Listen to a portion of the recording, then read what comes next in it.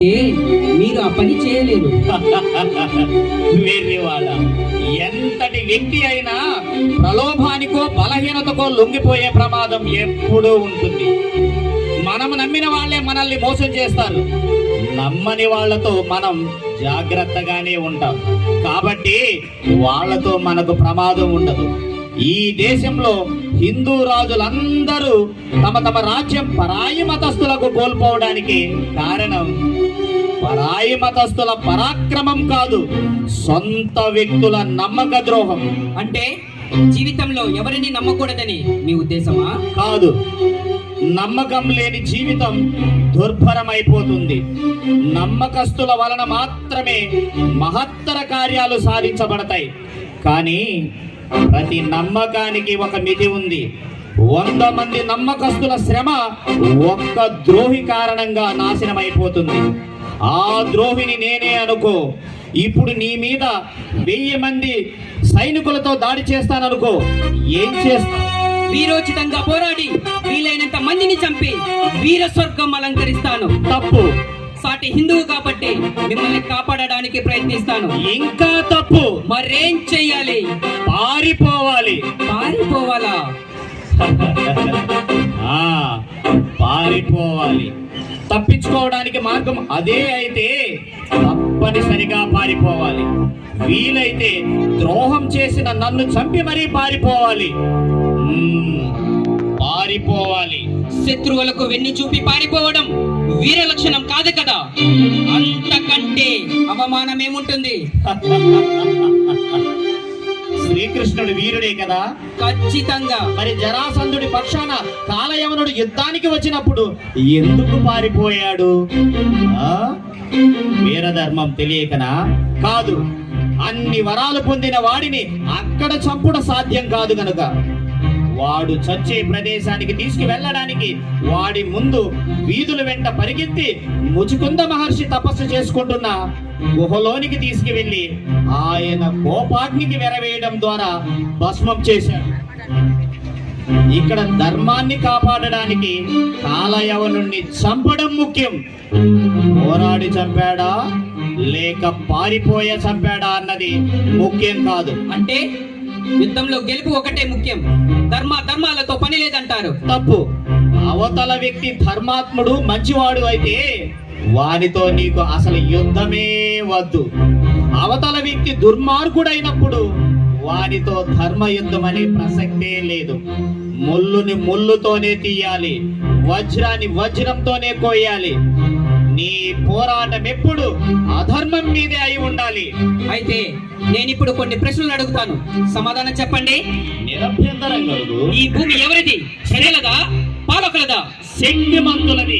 ఈ భూమిపై అధికారం శక్తిమంతులకు మాత్రమే. శక్తిహీనుల పరిస్థితి బలి పశువుల పరిస్థితి. అంటే చావడమే. శక్తిహీనులు కూడా బ్రతుకుతున్నారు కదా. బ్రతకనిస్తున్నారు.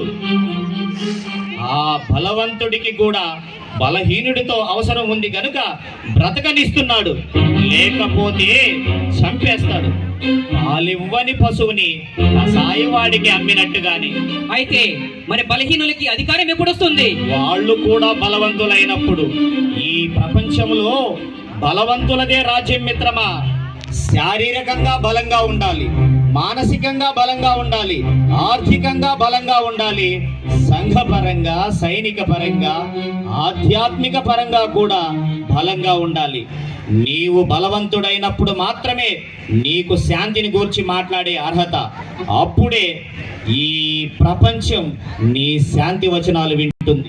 అంటే బలహీనుడికి శాంతి గురించి మాట్లాడే అవకాశం కూడా లేదా? అర్హత లేకేం, కానీ విలువనివ్వదు ఈ ప్రపంచం అంటున్నాను మిత్రమా. అరిచి గోల చేస్తున్న మేకల్నే బలిస్తారు మిత్రమా, సింహాన్ని కాదు. సింహంలా జీవించడం నేర్పుతా. ఇప్పుడు నువ్వు నాటిన హిందూ స్వరాజ్యాన్ని మహావృక్షంగా చేయాలి. ఆ చల్లని నీడలో అన్ని మతాలు, అన్ని కులాలు, అన్ని వర్గాలు హాయిగా సేద తీరుతాయి.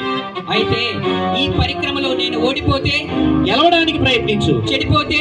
బాగుపడడం నేర్చుకో. నేనే చనిపోతే? నీ ఆశయం బ్రతికించడానికి ఏం చేయాలో చావక ముందే తెలుసుకో. గెలుపుని ఎలా పట్టుకోవాలో తెలియడం కాదు మిత్రమా, ఓటమిని ఎలా తట్టుకోవాలో కూడా తెలియాలి. ఎలా జయించావు అనేది ప్రాధాన్యం కాదు, ముందు స్వదేశం, తర్వాత స్వధర్మం, ఆ తర్వాతే నువ్వు నీ కుటుంబం. ఆ తర్వాతే నేను నా కుటుంబం. ఈనాటి నుండి మీరు ప్రసాదించిన ఈ అమూల్యమైన జ్ఞాపికే మన హిందూ స్వరాజ్య జెండాగా స్వీకరిస్తున్నాను. శభాష్! ఆధ్యాత్మికవేత్తలంటే మీ వంటి మహానుభావులు ప్రాపంచిక యుద్ధ తంత్రాలపై ఇంత అపార జ్ఞానం కలిగి ఉండడం నిజంగా అద్భుతం. వాటిని నాకు వివరించడం ద్వారా నా అనుమానాలన్నీ నివృత్తి చేశారు. ఈనాటి నుండి మీ మార్గం నాకు అనుసరణీయం. నీకు అంతా శుభమగుగాక. విజయోస్తు.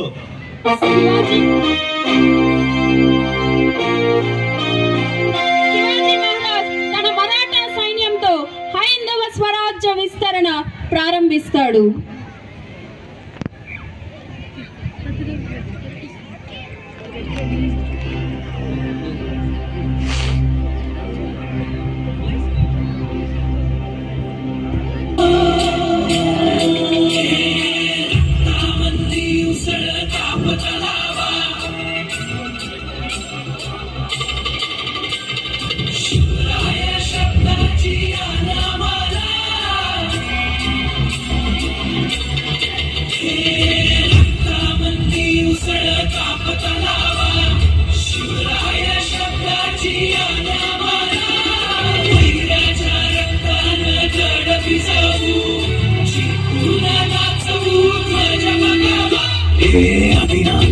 शशिवाचे किशोरा मी त्या भैरवाचे आम्ही निळकंठ विषपिऊन मोडितो वैऱ्याची मोंडकी मोजून चंडीची ती प्यास मराठे दुर्गेचे ते हास्य मराठे इसे लाडो असावून कोरे फाडून पल्ल्यानं जाती मराठे अस्त्र वज्र ज्यांचे वार गाव दन त्यांचे ढाल देगीची खण खण खण मनी स्वराज्य दन दन द शिवरायांची अन मराठे जिजामातेचा मान मराठे उडत जाती शत्रू सारा भगवाच्या तळात रोवी मराठे आले मराठे आदिनांत अशा शिवाचे मोडितो वैऱ्याची मुंडकी मोजून पाचाई सोडते असे मराठे आले मराठे आदिनांत अशा शिवाचे मोडितो वैऱ्याची मुंडकी मोजून पाचाई सोडते असे मराठे.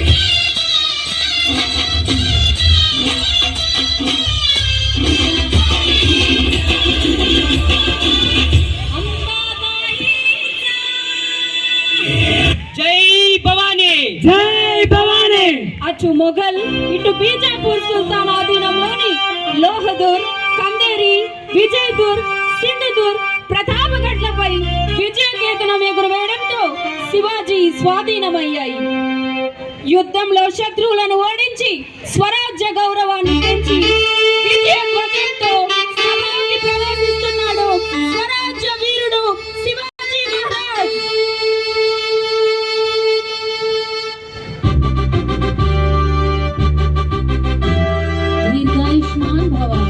దీర్ఘాయుష్మాన్ భవ.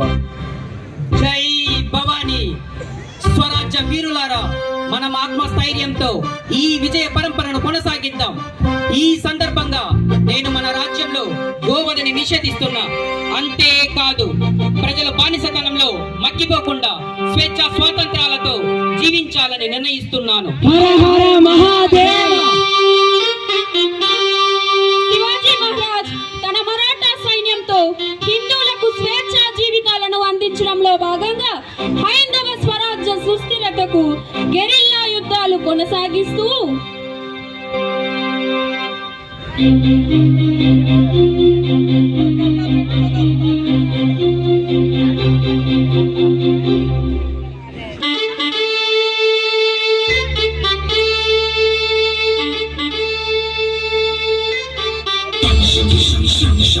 शंकराय रक्तार्पण स्वेदार्पण हनुमताय प्राणार्पण कालिकाय मुंडार्पण गूंजति कंबरा डम डम डम डम डम डम डम डम डम डम डम रक्तामंदी उसळ स्वराज्याची अनावरा वैराच्या रक्तानं गड भिजवू जिंकून नाचवू ध्वज भगवा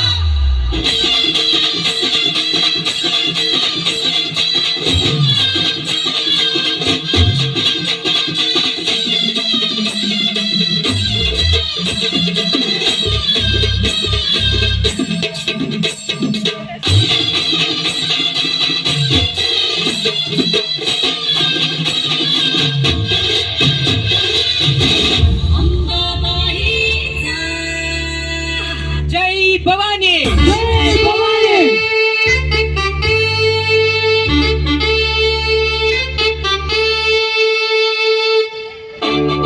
ధ్వజంతో శత్రువులను ఓడించి స్వరాజ్య సంకల్పాన్ని బలపరుస్తూ మాతా జిజాబాయి ఆశీర్వాదాలకు గురు దాదాజీ బోధనలకు నిదర్శనంగా విజయశ్రీతో సభలోకి ప్రజలను కలియటకు విచ్చేస్తున్నారు స్వరాజ్య స్థాపకుడు శ్రీమాన్ శివాజీ.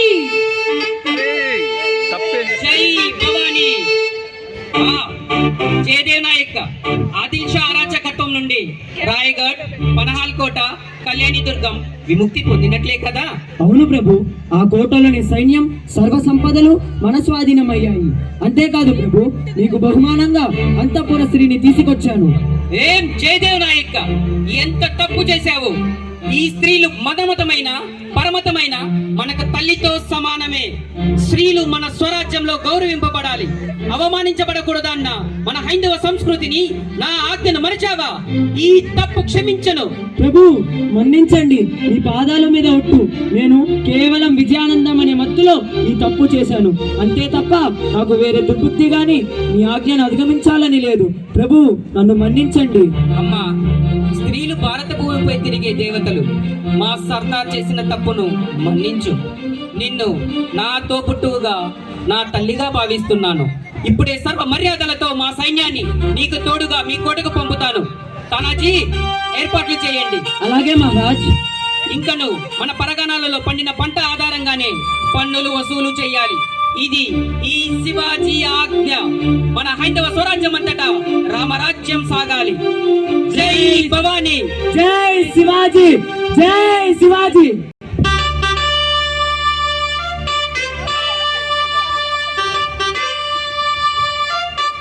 ఈ సమయంలో ఆదిల్ షా కోటలో కుతంత్రాలు ఎలా కొనసాగుతున్నాయంటే